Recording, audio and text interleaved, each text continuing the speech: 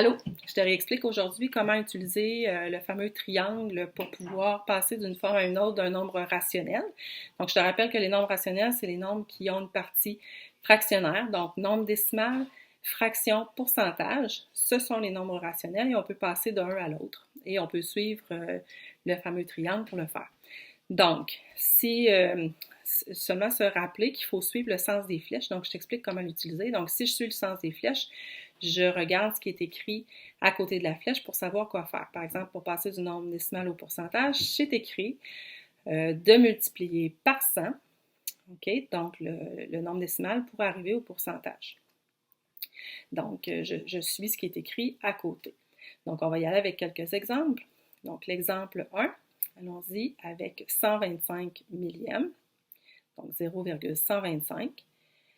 Si je veux le transformer en pourcentage, je vais multiplier ce nombre-là par 100.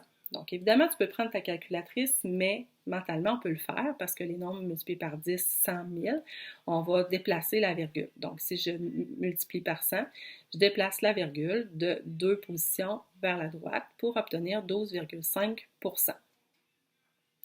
Si on continue, on pourrait prendre un nombre entier. Exemple 3. 3, c'est la même chose que 3,000. Donc, si je fais 3, je le multiplie par 100 lui aussi pour obtenir le pourcentage qui est associé et ça donne 300 %. On se rappelle que les pourcentages au-delà de 100, ça existe. Voilà. Maintenant, je pourrais faire l'inverse, donc passer du pourcentage au nombre décimal en faisant l'inverse de ce qui est écrit sur la flèche parce que je vais à l'envers. Donc, je vais à l'envers de la flèche, donc au lieu de multiplier par 100, je vais diviser. Donc, par exemple, si j'ai 48 % et que je vais le mettre en nombre décimal, je vais diviser par 100. Donc, déplacement de la virgule de 2 positions vers la gauche, donc 0,48 ou 48 centièmes. Si j'ai un pourcentage comme 62,5 %, même chose, je vais diviser par 100, donc déplacer la virgule de 2 positions vers la gauche pour obtenir 625 millièmes. Maintenant, je t'explique comment passer du pourcentage à la fraction. Donc, il faut se rappeler, en fait, de la définition du pourcentage. Le pourcentage, c'est une fraction sur 100. Donc, c'est déjà une fraction si je le mets sur 100, et après, il reste à la réduire. Donc, par exemple, si on y va avec un pourcentage plus simple, donc, par exemple, allons-y avec 48 % encore. Mais 48 %, je peux l'écrire comme ça, mais je peux l'écrire également comme 48 sur 100. Donc, 48 parts sur 100. 48 sur 100, c'est une fraction déjà. Maintenant, elle n'est pas réduite. Donc, je trouve un diviseur commun, 48 et 100. C'est deux nombres pairs. Je pourrais diviser par 2. Je peux des fois essayer de trouver le diviseur le plus grand pour ne faire qu'une division, mais si je le fais, si je fais une première division puis que je peux encore la simplifier, je le fais. Donc ici, le diviseur le plus grand serait 4. Donc 48 divisé par 4 me donne 12 et 100 divisé par 4 me donne 25 pour obtenir 12/25e qui est une fraction irréductible. Donc je n'ai plus besoin d'y toucher. Il peut arriver parfois que notre pourcentage soit un nombre à virgule. Alors comment on va faire pour le transformer en fraction? Parce qu'on ne veut pas de nombre à virgule dans une fraction. Alors, si, par exemple, on prend 12,5 %, je peux l'écrire quand même comme étant 12,5 sur 100, mais je ne serai pas capable de le réduire. Donc, je ne suis pas capable de trouver un diviseur commun à 12,5 et à 100. Donc, ce que je vais faire, c'est m'arranger pour qu'il n'y ait plus de virgule au numérateur. Donc, je peux multiplier par 10. En multipliant par 10, la virgule va se déplacer d'une position vers la droite pour obtenir 125. Et je fais la même chose en bas, au dénominateur, pour obtenir 1000. Parce que si on veut une fraction équivalente, il faut que je multiplie par le même facteur en haut et en bas. 125 sur 1000, je pourrais diviser par 5, je pourrais diviser par 25, mais le plus grand diviseur, c'est 125. Mais si tu ne trouves pas le plus grand diviseur au départ, c'est pas grave, tu divises plusieurs fois. Donc 125 divisé par 125, il me donne 1. 1000 divisé par 125, il me donne 8, donc 1/8 dans ce cas-ci. Maintenant, pour passer de la fraction au nombre décimal.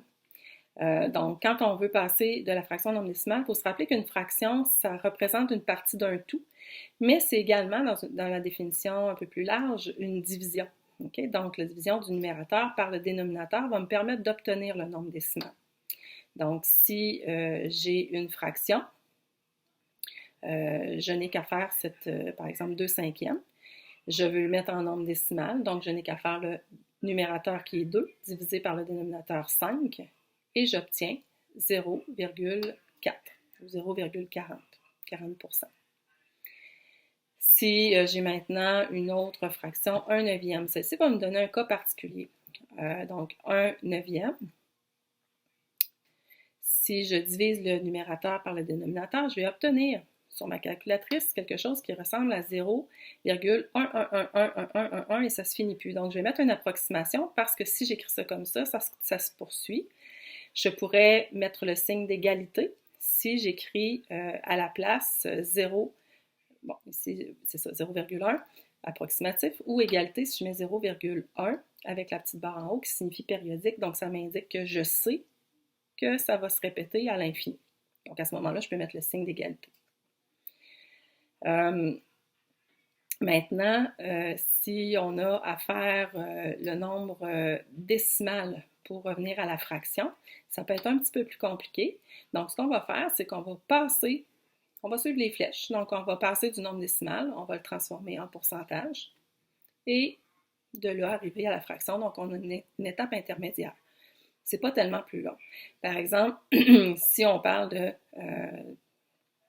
du nombre décimal suivant, donc par exemple 0,36, ben, je peux le lire aussi comme étant 36 centièmes. Déjà là, je vois que c'est 36 sur 100.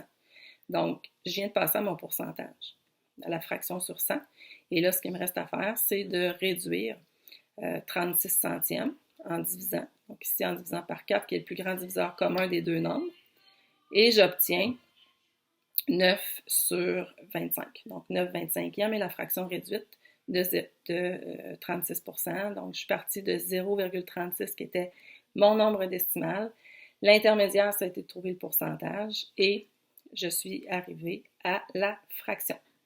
Voilà.